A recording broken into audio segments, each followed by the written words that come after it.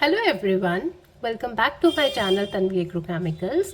और आज हम बात करने जा रहे हैं टॉपिक की of unit chemistry of natural products, जिसमें से हमारा एक सब टॉपिक है लिपिड्स। ठीक है, तो देखते हैं लिपिड्स क्या होते हैं। तो लिपिड्स एक डाइवर्स ग्रुप है हाइड्रोफोबिक मॉलिक्यूल्स का, जिसमें क्या क्या आता है। देखो, फैट्स आते हैं, फॉस्फोलिपिड्स आते हैं, स्टेरॉइड्स आते हैं, वैक्सेस आती हैं और कुछ प्लांट के पिगमेंट्स भी आते हैं जैसे कि टर्पिनॉइड्स। ठीक है, तो यानी ये सारे इनके सब ग्रुप हो गए ना। ठीक है, तो अब हम क्या करेंगे, हम लिपिड्स भी पढ़ेंगे और सब ग्रुप भी पढ़ेंगे। ठीक है, और अगर आपको ये वीडियो अच्छा लगा हो तो इसे ज़रूर लाइक और शेयर किया कीजिए।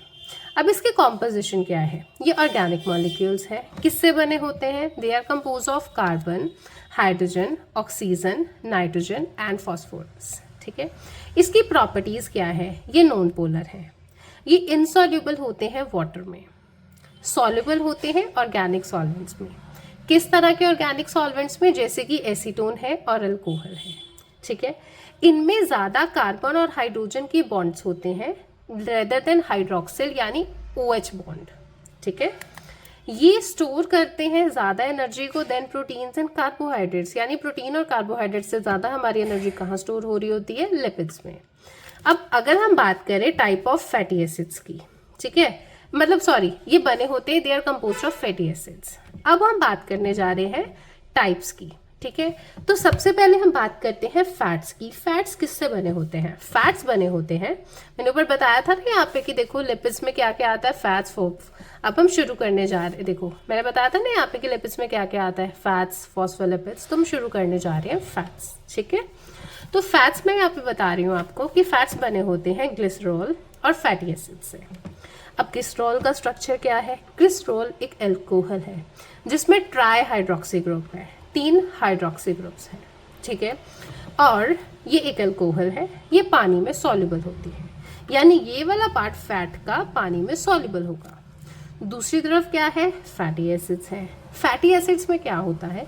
एक लंबी सी हाइड्रोकार्बन की चेंज होती है, यानी कि जिसमें ये देखो इस ये ना केमिस्ट्री में ये एक तरीका है स्ट्रक्चर्स को लिखने का। तो इसका मतलब क्या होता है? इसका मतलब होता है यहाँ पे कार्बन है फिर हाइड्रोजन, यहाँ पे कार्बन है फिर हाइड्रोजन, यहाँ पे कार्बन है हाइड्रोजन। उसके बाद इंपॉर्टेंट क्या है? कार्बन की वैलेंसी 1 2 3, यानी यहाँ पे जब 3 होगा तो ये फोर्थ बॉन्ड ये दूसरे कार्बन के साथ बना रहा है, तो ये CH3 है।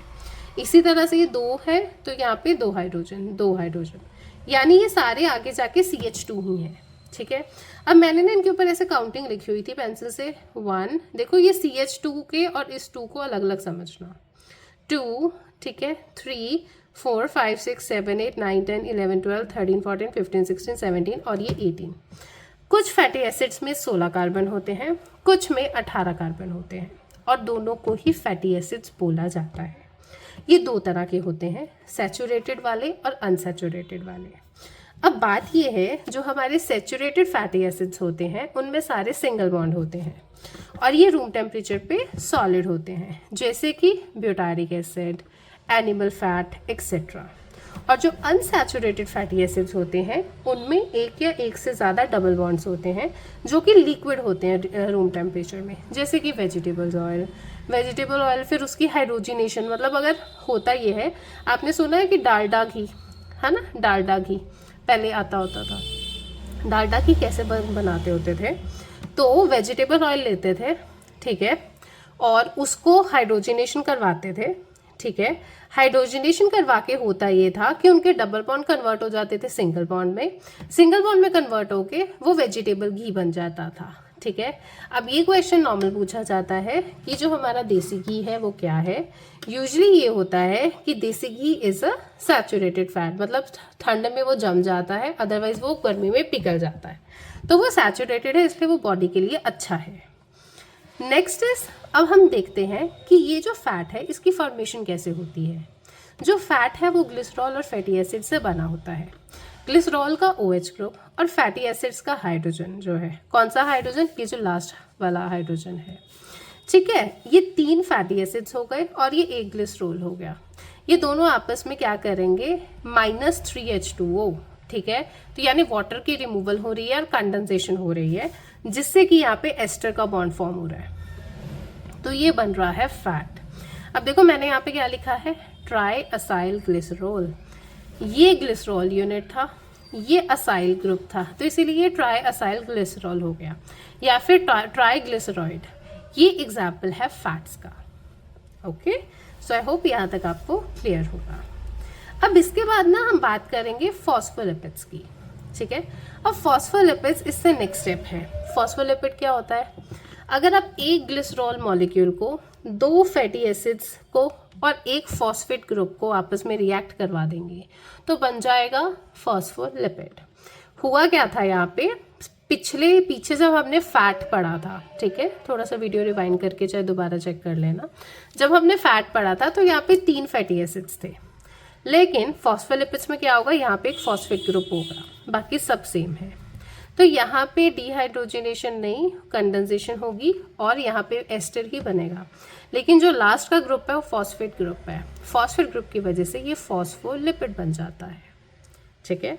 अब फॉस्फोलिपिड को ये देखो, ये तो देखो इसकी होगी केमिस्ट्री, ठीक है, क्या स्ट्रक्चर है, क्या कार्बन है, क्या हाइड्रोजन है, लेकिन अब हमें और भी पढ़ना है। और क्या पढ़ना है, फॉस्फोलिपिड को अगर हम बायोकेमिस्ट्री में देखें तो वो फॉस्फेट हेड होता है, ठीक है, यानी ये चीज जो है ना, ये इसका सिर बनाती है। फॉस्फेट हेड जो पोलर होता है, सोल्यूबल होता है वाटर में। क्यों, क्योंकि देखो यहाँ पे ऑक्सीजन के ऊपर नेगेटिव चार्ज है, तो ये पानी में डिसॉल्व हो जाएगा। और 2 हाइड्रोकार्बन्स की टेल है, तो यानी ये जो 2 ग्रुप है ये हाइड्रोकार्बन्स बन जाते हैं, ठीक है। अब जो हाइड्रोकार्बन्स की टेल है वो नॉन पोलर होती है और सॉल्युबल होती है वाटर में। पोलर वाली वाटर में सॉल्युबल होगी और ये नॉन सॉल्युबल होती है वाटर में, ठीक है। तो यानी कि ये देखो मैंने यहाँ ड्रॉ भी किया हुआ है, ये फॉस्फेट वाला बन गया हेड और ये दोनों बाकी बन गए टेल, ठीक है। और इसको अगर मुझे जनरली डायग्रामेटिकली दिखाना हो तो मैं ऐसे दिखाऊंगी, this is the phosphate group, this is hydrophobic tell, और फिर ये आगे जाके आपस में अलाइन होके बनाते हैं एक सेल मेम्ब्रेन, ठीक है। तो आगे चलते हैं। अब इम्पॉर्टेंट चीज क्या है कि हमें पढ़ना है कि लिपिड्स के फंक्शन क्या होते हैं। हमने अभी 2 चीजें पढ़ी, फैट्स, फॉस्फोलिपिड्स। अब हम पढ़ेंगे उनके फंक्शन। ये सोर्स ऑफ